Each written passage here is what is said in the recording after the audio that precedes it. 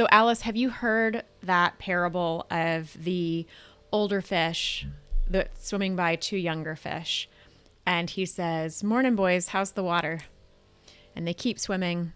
And then one younger fish turns to the other one and says, "What the heck is water?" Because as fish, they've never had to think of, they don't know anything else, right? And I was like, that is me with stress. I was in such a constant state of stress that it felt normal.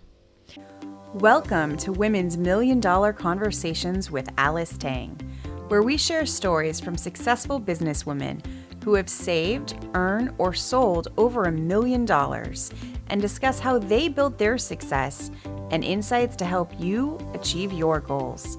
Now, let's join the conversation.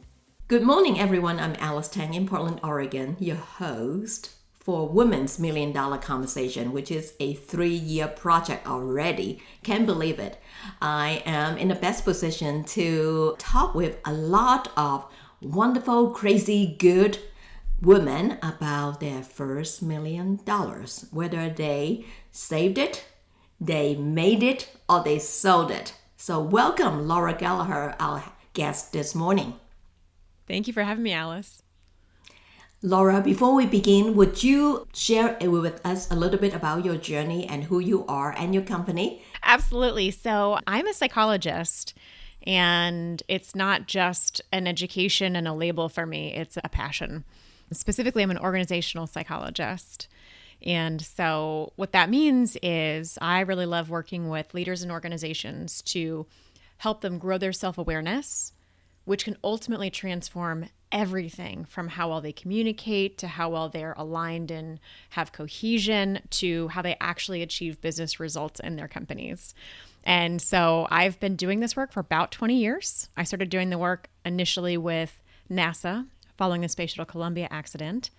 And I've done my own consultancy for the last 12 years now. Wow. And you recently have gotten married. We have to put that in. Yeah. Congratulations. Thank you so much. Yep, I married a wonderful man. I know he's wonderful. No doubt about it.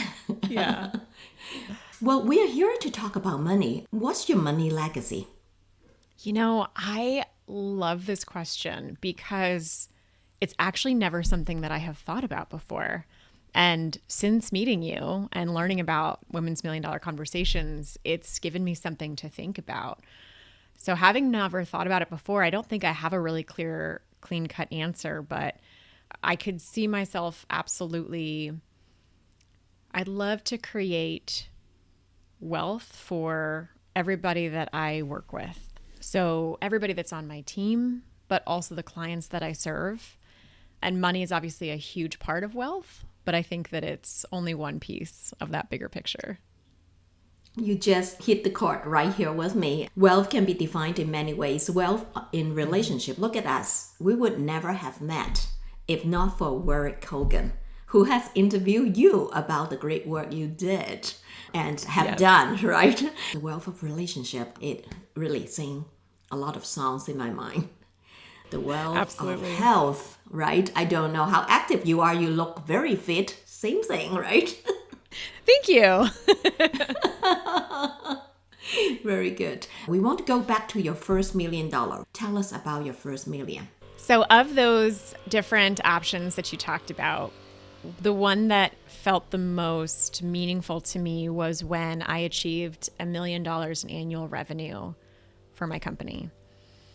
Yeah, because I'm so grateful to say that I've achieved all of those that you mentioned, but the one that I feel like I worked the hardest at and had set the goal for the longest period of time before I finally achieved it was hitting that 7-figure mark for annual revenue in my company. We're curious about how long does it take for you to do that, and if there is any bias or hurdles that stop you from going there, but you determined you get there. It took me about 9 years from the time that I started the company to the point that I was able to break that 7-figure mark. And I was able to break the 7-figure mark partway through the year. So that was really exciting, being like midway through the year and realizing, oh my gosh, I've done it. And what's so funny to me, Alice, is that initially I thought I could do it much faster. I was hoping to do it within 5 or 6 years, and that didn't happen for me. And so I started to think about what's the next milestone? How can I spur myself into action? And I said, I want to break this 7-figure mark before I turn 40. And I hit that mark literally 4 days before I turned 40. So there's something about like putting it out into the universe. I might have even delayed it for myself by putting that marker as far out as I did. But I ended up manifesting it with a pretty high degree of precision. So much about setting goals, you just reminded me, and setting a goal that you believe in it. Because we could have Alice Tang not very fit. I want to lose 5 pounds, but if I don't believe I can do that, it's something out there, but you're not like subconsciously working on it. Because our mind is a crazy place, as you and Word, our common friend, would said. The subconscious mind is always working, even you're sleeping. Constantly. And it's a huge part of our experience, much bigger part of our overall experience than the conscious piece of the experience. That's right. That's right. How did you combat stress, which is now we're driving to your area, and burned out as you gain success as an entrepreneur? Yeah. Oh my gosh. How I was able to combat stress. The first step for me was actually recognizing how much stress I was under. Because for me, if somebody was to ask me if I was feeling stressed, most of the time I would say like, no, I feel fine. I feel normal. And I came to realize that for me as an entrepreneur and somebody that I feel like I'm a quote high achiever, like a lot of high achievers, I just didn't realize that I was in stress. So Alice, have you heard that parable of the older fish that's swimming by 2 younger fish? And he says, "Morning, boys, how's the water?" And they keep swimming. And then one younger fish turns to the other one and says, "What the heck is water?" Because as fish, they've never had to think of, they don't know anything else, right? And I was like, that is me with stress. I was in such a constant state of stress that it felt normal. And so for me, that was step number 1, was recognizing like I am in constant state of stress. It's doing a lot to my body on a regular basis. It is putting strain on my mind and my brain. And in a lot of cases, it is robbing me of my joy. So once I could realize how much I was truly sitting in stress constantly, I worked to uncover what is the story in my head that's driving this stress response. Because stress is actually a choice.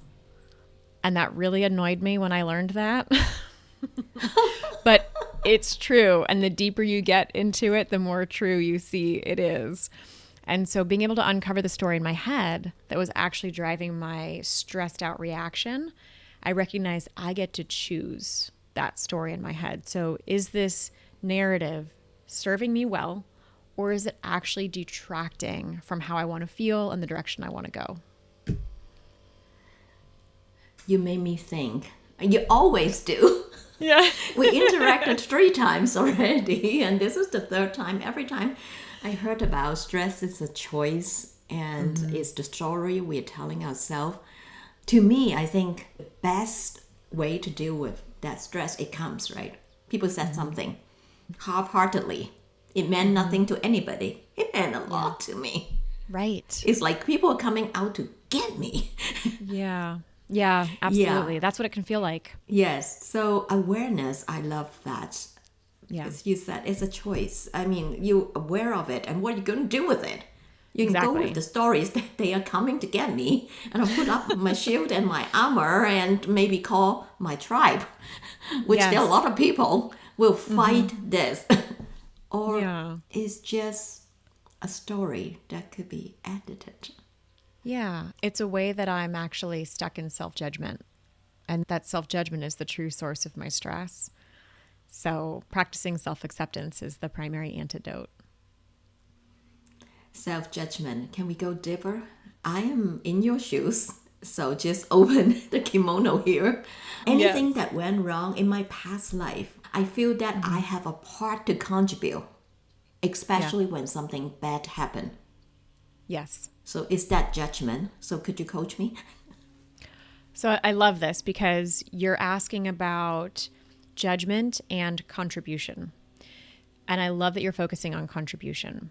So one of the ways to look at this, you are contributing to every situation in your life through your action and your inaction. So of course you've contributed to every situation. So if there's a situation that you don't like, or you notice that you're stressing out about it, the question is, are you judging yourself for the contribution that you've made to that situation? Or are you practicing compassion and acceptance around it? Because pragmatically, intellectually, we know that we're not perfect. We know that we're human and we make mistakes. But as a high achiever, as an entrepreneur, when you are making a mistake or contributing to a situation in a way that you're like, oh man, that didn't go the way I wanted it to go, do you find yourself judging yourself, beating up on yourself? Or do you simply look at that and say, what useful learning? I can see how I contributed to this going this way. Let me carry this information forward so I can make a different choice. This is really eye-opening. Super. Yeah. I'm sure our audience love to hear more about that. You also talk about creating space of connection, accountability, and celebration to combat burnout. Tell us more. Oh my gosh. I mean, I think you're living it, Alice. I think that you know how much connection and celebration and all of that does work to combat burnout. Burnout, I'm not an expert in specifically, but unchecked stress will lead you to burnout. And what I find is that one of the biggest stressors is that story that we tell ourselves that this isn't happening to other people.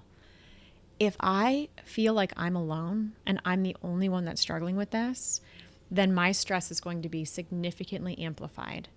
But as soon as I'm able to be open, be real, be vulnerable, that's how I truly connect with somebody else. And most of the time when they hear me, they have an I feel that too kind of response.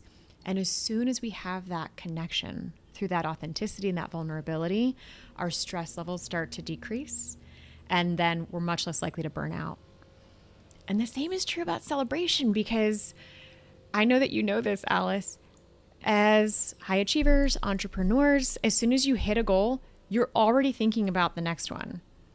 It's just a moving milestone. And so a lot of entrepreneurs don't take the time to celebrate their progress, which research shows that when you do take the time to celebrate, you are actually changing your brain chemistry and you're actually accelerating your growth, which means that you're going to feel less stress and you're way less likely to burn out.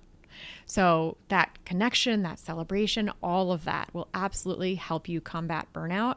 And so what you do, Alice, in bringing these entrepreneurs together so that they can celebrate each other and also share when things are hard, beautiful. I'm so appreciative that there are people like you that create these kind of spaces. Laura, you are the most prepared guest I've ever met. I can tell that. So no wonder you're so successful. Let's go back to the million. So at 8.5 years, you hit your million. Yeah. In my work, because I come from the financial world, we always believe that hitting the first 100,000 or million is very difficult. We sweat, we stress. That's why we need to see Laura or talk with her more. Yeah. Once we got there, honoring what Laura just taught us, celebrate so that we are less stressed, we are more welcoming of an even beautiful future. From the 1 to the 2, whatever one represents, is less difficult because the muscles are stronger. So tell us about that. Tell us more about how you feel after the 8.5 years, now that you're 12 years. Mm-hmm. Transparently, I haven't made it all the way from the 1 to the 2. So I am still in that space of figuring out how to hit that kind of growth. But I do think that becoming a 7-figure business owner, I started to prioritize my time a lot more. So there were way too many weeks that I was working way too many hours. 50, 60, 70 hours, just depending on what was going on. I had periods in my business where I was working more like 90 to 100-hour weeks, which was absolutely unsustainable. No. And once I hit the 7-figure mark, I actually started to prioritize, instead of how can I just get more money, I said, how can I work to maintain the 7-figure business, but get my time back?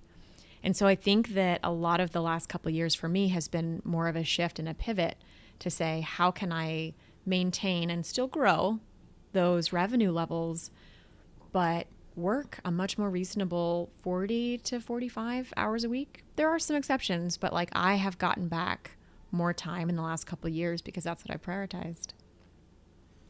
Money and time has a very funny relationship.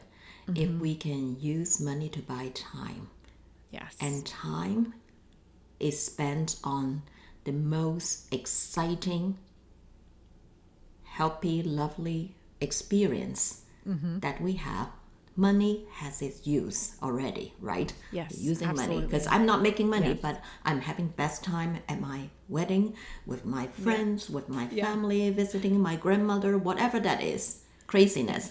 For me, it's singing karaoke, so Ooh, fun. Love that. I was told I should keep my daytime job, but who cares? They're not paying. I want to karaoke with you, and then I will form my own Okay. opinion. Yes, no judgment. No, self-judgment. never. Very good, very good. I love your advice. As you're sending back your elevator back to a younger person or a similar age person but trying to get to that million of revenue, what advice would you give them? So this is likely something that your listeners have heard before, and I think it bears repeating. Know your worth. Know your worth. My business is so much of selling my own time, selling my own expertise, selling my consulting, my coaching. And it can feel so scary to raise your rates, increase your prices, and you will get comments. People will have a reaction based on you raising your rates, raising your prices. And if you know your worth, you're going to accelerate your journey to hit that million, whether that could be through saving, through selling, or through earning in that annual mark. But don't be afraid of saying a number, raising your rates to something that scares you, or be scared, but have courage anyway. Oh, I love that. Be scared, but have that courage. I think second guessing myself, if I'm your patient, my consultant here, is one of the things when people say no, I second guess myself. Then back to the point about that we made at the beginning of our interview. How much do you believe in that? How much do I believe in it? Yeah, absolutely. And it may be somebody who never spent a penny when I ask for something, like a $10,000 or $5 or even $100 even. They said, oh, it's too expensive. Only to you. Exactly. It often means that you just haven't found the right contact yet. And that's okay. You will actually bring in and attract more of what you're looking for when you know your worth and you push yourself to set your prices at a level that make you feel really good about all those hours that you put in. Know your worth and work with the people who appreciate your value. Yes. Very always. good. Very good. Last but not least, what are you grateful for?